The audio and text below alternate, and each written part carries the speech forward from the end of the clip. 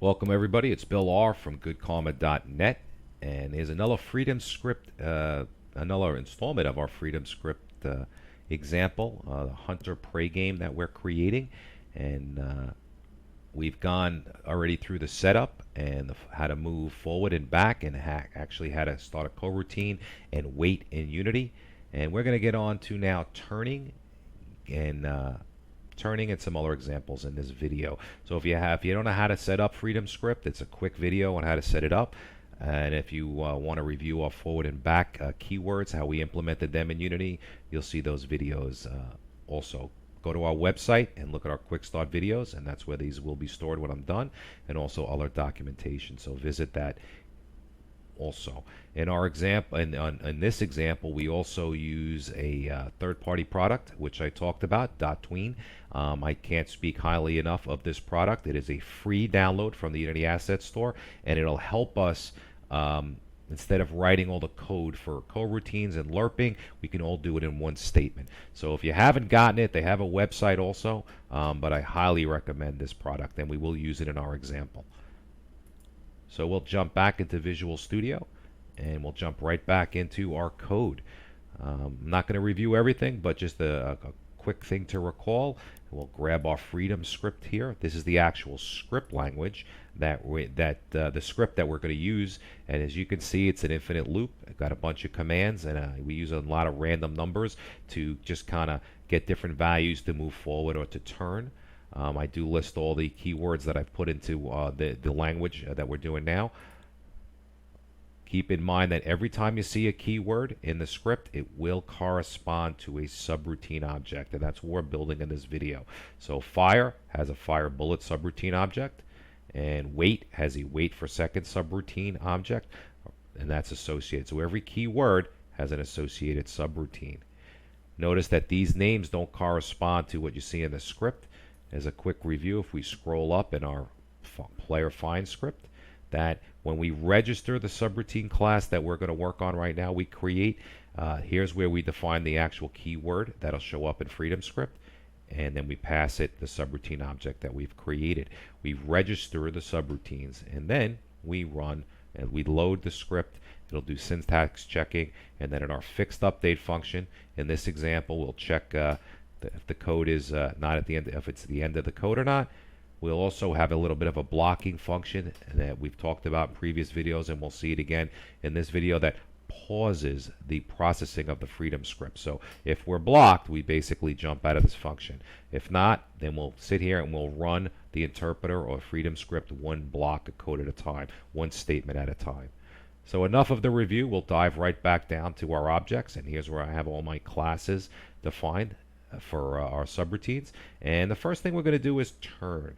So turn degrees from center. So this is a left turn or a right turn. So you can pass it a positive value for a left turn relative to your local heading, or if you pass it a positive value is a right turn, and a negative value would be a left turn. Now, unlike if you recall in the forward and the back in the last video, in the forward and the back subroutine classes, where we did our work basically in our execute function, we called the parent function. I decided just to do the work right here, just to show you that it could be done either way. It doesn't matter, whatever suits your taste and your need. So we'll go here to our class, and we'll unfold our turn degrees from center class. Things to remember: there's the name doesn't correspond to the keyword. This is the class name, and that's why I always tack on subroutine. Actually, I misspelt it there. But it's derived from subroutine class. In our implementation, we want to have a reference to the parent script, which is on the parent object, the player object, which is player find. So we declare a type of that variable. In our constructor, which I'll unfold here, we public constructor is the name of the class. Player find, here's the reference to the parent. We take it and store it. This number parameter variable is inherited from our base class subroutine. We're expecting one parameter from Freedom Script, which is how many degrees to turn, left or right. And as I always say, the meat and potatoes of it is in the execute. Execute function is the function that will get run when Freedom Script sees the function call. So in our case, when Freedom Script sees turn, Because if you can remember, if you look up here, turn is what we used. When Freedom Script sees turn in our script, we'll grab the script, and then you'll see turn right there. And then we seed it with a random number, which is a great example, and we can move on to how we develop scripts. I'll show you how Freedom Script will evaluate this, then it'll evaluate this, and then it'll pass it to turn. But you could also just as easily type in turn 10 like that, or turn minus 10. Whoops, wrong. That's it. Oh, I can't type today. How about we go like that? Minus 10. That's how it's implemented. Or with Freedom Script, you could nest different values in there. So we'll just delete them out of there. So as I spoke about before, you can do it as we did the forwards through the parent. We're going to do it right here. We get passed in this after we override the execute function. We get passed in. Here's the template, the function definition.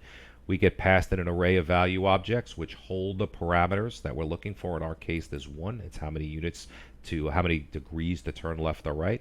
That it's going to be in a value object. What is a value object? A value object, again, is a wrapper for all the values in the virtual scripting Freedom Script environment, and it's an array of them. So to access the values that were passed to us, we simply can go args, and it's a zero-based array, so 0 is our first parameter. If they were more, they'd be args1, args2, args3. They are have a property exposed called content, which will grab it, so it grabs the content of the parameter. As we spoke about before, we store things in value objects in Freedom Script when it communicates with Unity in strings. So we're just going to parse it using the static function init parse, and basically turn it into a float. Okay, so we've taken the parameter and we've turned it into a float called turn. Turn rate is just a speed variable. It gonna how fast we want this to happen. It is an arbitrary value, and it's very dependent upon the scale of your objects in the world.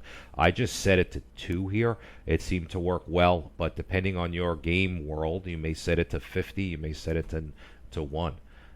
But so it's just really something to multiply by that sets the rate of how fast this is going to happen.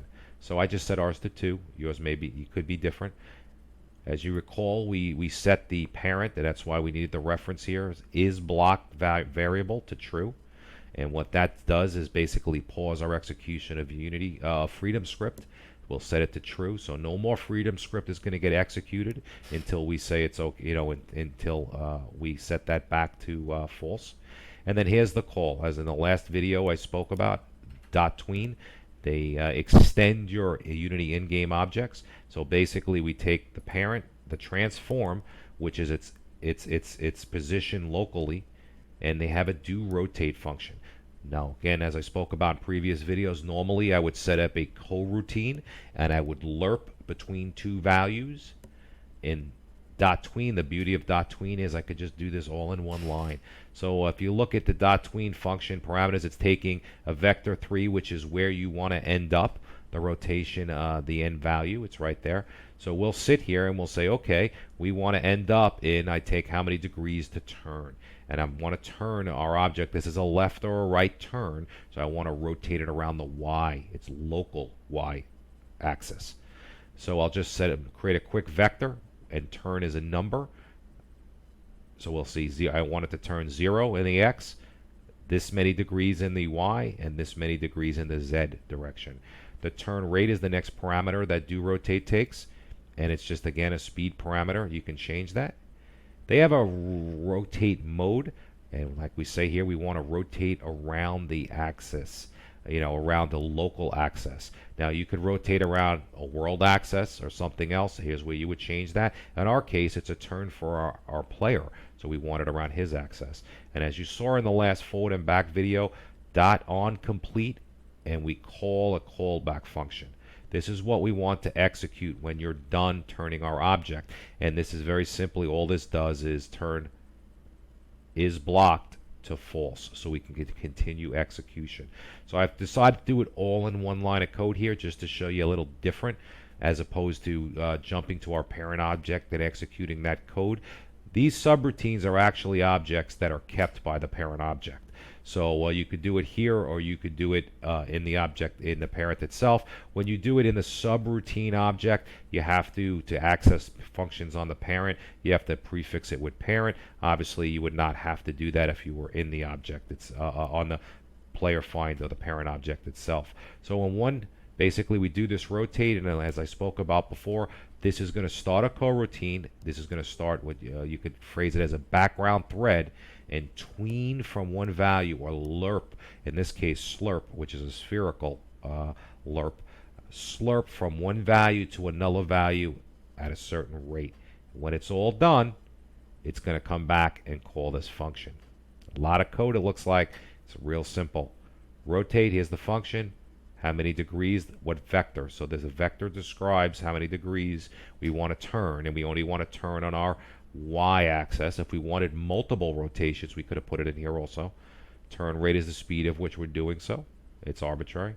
Around a local axis. When we're done, call this function. And then we simply, out of this function, we'll return back to FreedomScript the parameter that was passed to us. And it is an array of value objects, so we could just pass back the first value object in the array, which is the parameter. So it's simply return arg0. And that's all it is to it, to turning. And as you saw in previous videos, the blocks turn very smoothly back and forth. If you pass it a negative value, it'll turn to the left. If you pass it a positive value, it will turn to the right. So it's a great way to quickly, and in one line of code almost, to rotate your objects. The key is you want it around your local axis for which way your block is facing.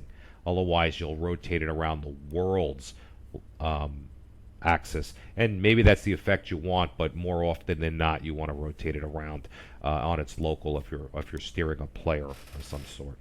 And there you have it. That's all you need to do to make a turn, to enable a turn command in FreedomScript. So I appreciate your time, and this is Bill R. for GoodKarma.net. Please visit our website for more information and more videos as I do them.